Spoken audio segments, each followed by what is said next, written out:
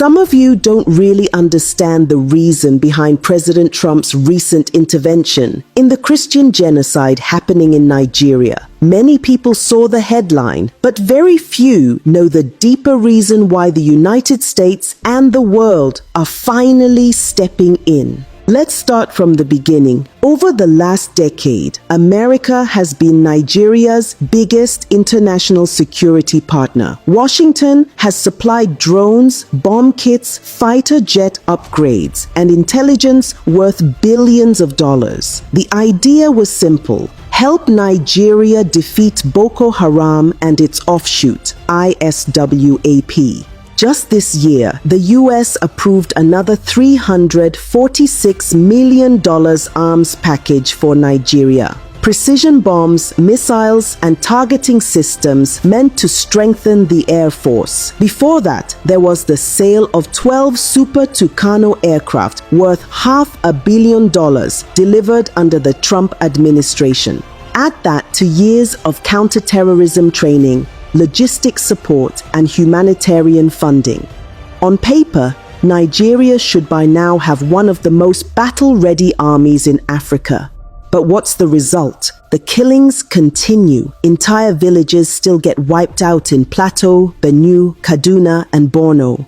Churches are attacked almost every week. Children are abducted from schools. Farmers can't go to their fields. Soldiers keep dying in ambushes, sometimes because they run out of ammunition. So America is asking the same question many Nigerians have been asking quietly for years. Where is all the money going? Because the United States tracks every dollar it spends. It knows when weapons are delivered, when training is done, and when things don't add up. Intelligence reports show that despite billions invested, Nigeria's security forces remain under-equipped, under-motivated, and deeply compromised. And that's the root of America's frustration. Trump's declaration that Nigeria is a country of particular concern was not only about religion, it was about credibility. Washington is tired of funding what looks like an endless war with no genuine intention to win. When a country keeps receiving military support but still allows terrorists to thrive, it raises suspicion.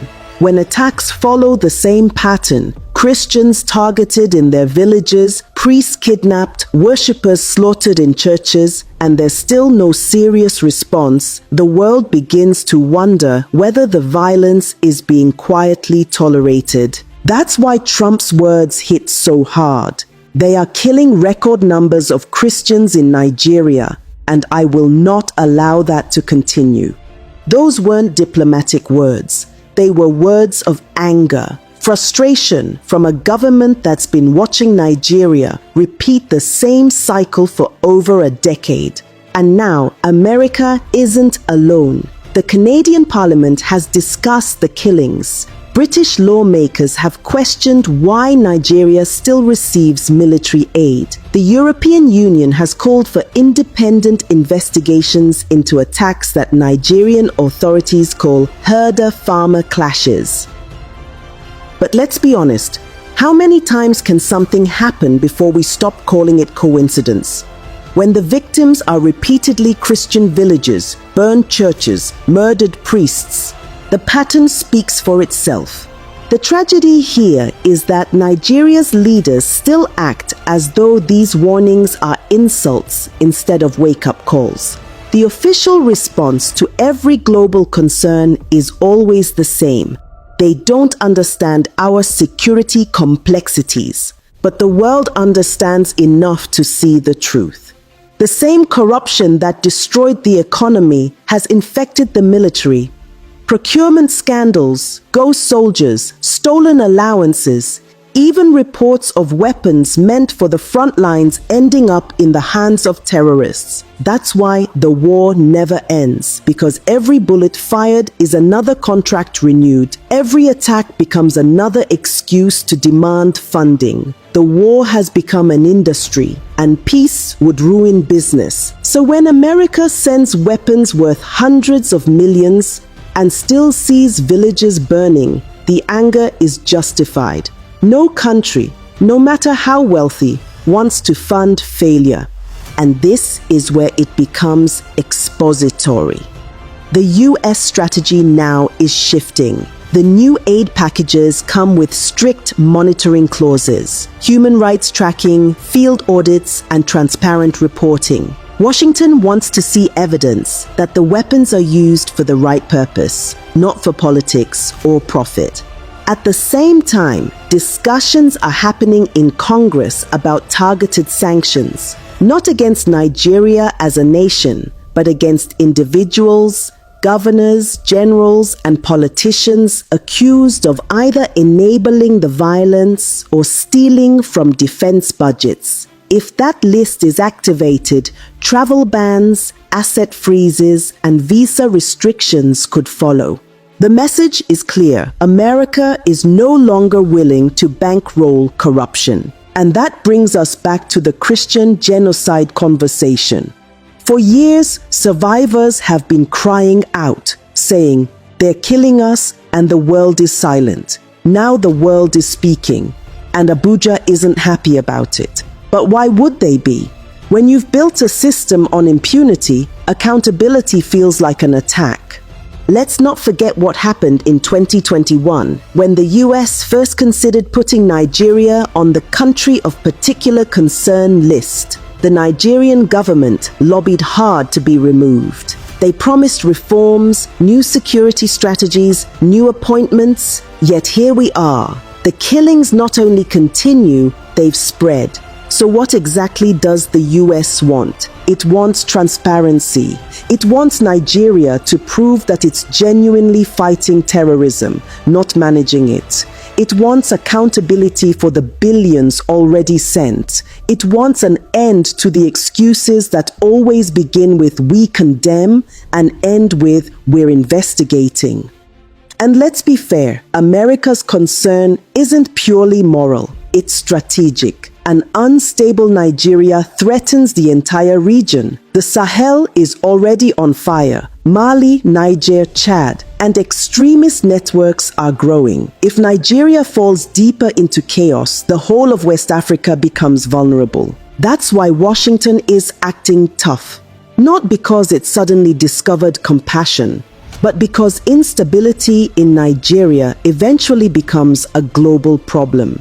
But that doesn't change the moral truth. Thousands of Nigerians, mostly innocent civilians, have been killed while those in power debate semantics. Whether it's called terrorism, genocide, or banditry, the result is the same. Human lives lost, families destroyed, a nation bleeding. So yes, the world is fed up, not with Nigeria as a people, but with a government that refuses to protect them. And that's where my opinion comes in. Nigeria's problem is not that it lacks help, it's that it lacks honesty. For every foreign dollar sent, there's someone ready to steal half of it before it reaches the front lines. For every tragedy, there's a press release instead of action. And for every victim, there's an official somewhere insisting it's not as bad as it looks. The world has finally stopped believing those lies. Trump's declaration, Canada's debates, the EU's concern, these are not attacks on Nigeria's image. They are reactions to Nigeria's silence. Because silence in the face of mass murder is not neutrality, it's complicity. So where does this leave us? If Nigeria continues on this path, the consequences won't just be diplomatic. Sanctions could cripple international trade. Military partnerships could be suspended. And the elite who once flew freely around the world may suddenly find themselves grounded, both literally and politically. But there's another possibility, the one most Nigerians hope for, that this global attention forces change. That the government finally wakes up and realizes the world is no longer watching quietly. That the billions meant for defense finally go where they belong, to soldiers, to intelligence, to rebuilding the lives of those left behind. Because at the end of the day, America's anger is not the real story here. The real story is Nigeria's lost humanity, a nation so used to tragedy that it now debates whether a massacre is religious or political instead of asking why it happened at all. This is why the world is losing patience. If Nigeria doesn't change course soon, the pressure from abroad will only intensify. Sanctions will follow, investigations will deepen, and foreign aid will come with stricter conditions. But it shouldn't take foreign threats to make our leaders act. It should take conscience. It should take shame.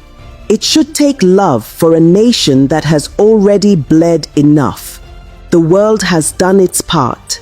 The question now is, will Nigeria finally do hers?